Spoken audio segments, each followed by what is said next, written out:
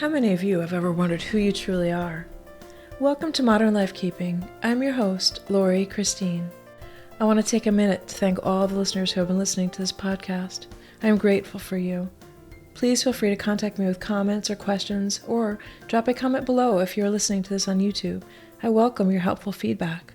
Thank you so much for tuning in each week to a new episode of Modern Life Keeping. This episode is about how to recognize your true self and why it matters. Discovering your true self is no easy task in modern life. We are constantly surrounded with information, and the only one screening this information is you. Knowing who you truly are allows you to discern what information to embrace and what information to disregard. A strong sense of self gives you the ability and the confidence to choose information that aligns with the best version of yourself.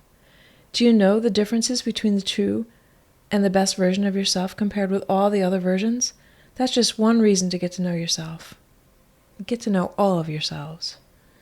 The past several episodes have been building blocks to getting to know who you truly are as a unique individual.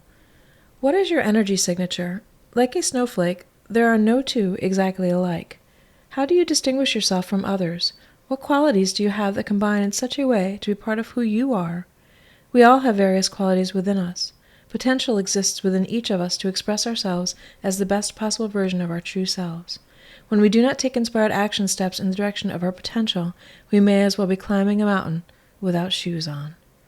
The chatter and clatter of which sounds a lot like the chatter and clatter of the victim mentality of modern life living.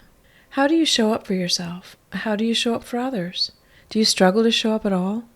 Tune into these aspects of yourself and see what information is revealed to you.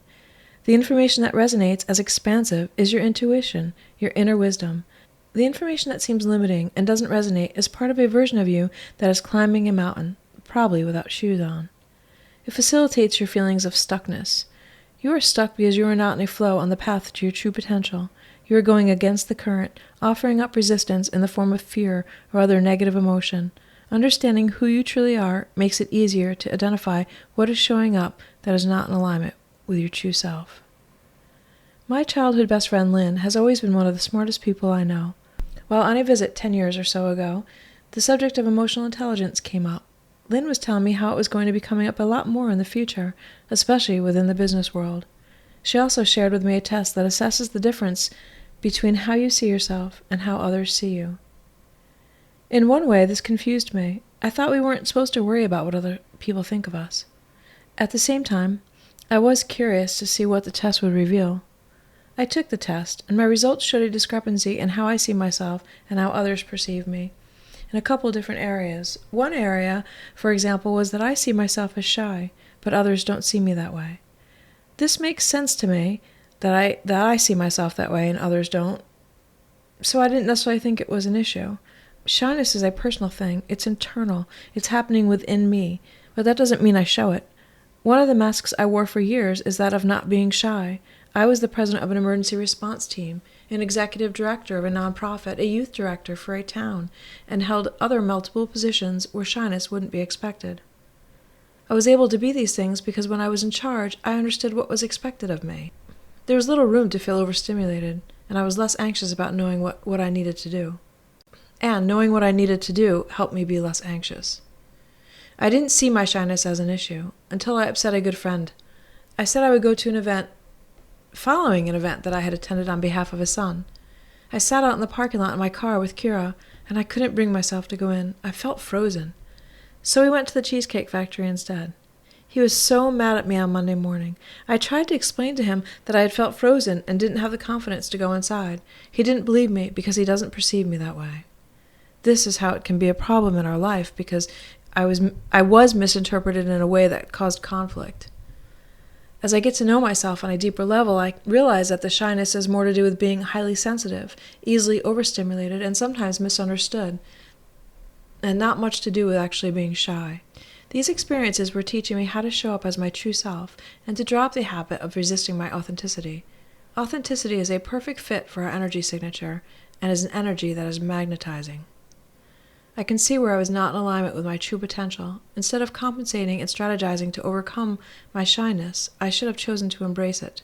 By embracing it, I would have overcome the power it had over me. I would be embracing a part of myself. This would have been more in alignment with my potential, and while my leadership roles went well, I can only imagine the things I would have accomplished if I had been in alignment with my true self. I saw shyness as something that needed to be overcome instead of something that just is. The very act of labeling it as shy is judgmental.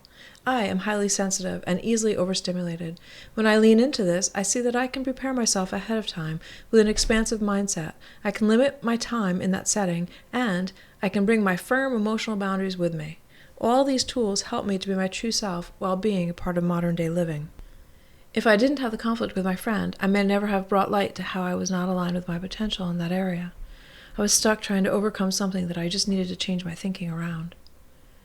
I tell you this because we are responsible for managing our energy. When it is out of alignment, it can result in conflict. We create a unique energy signature that thrives when balanced.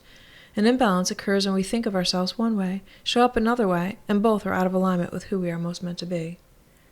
Who we are most meant to be is only ever something we know inside of ourselves. It never comes from outside of us. Information outside of us is just that. It is not wisdom until we consciously embrace it as such. We embrace wisdom when we consciously assess its value. Is it a hell yes or a hell no? Only you can decide. We have the ability to manage our energy in such a way that it is aligned with our potential. When we are in alignment, we are in the flow. There is no resistance. We become a magnet for other things that align with our potential. Managing our energy means bringing awareness to how we are showing up. If each one of us has many versions of ourselves, how do we choose which one to show up as?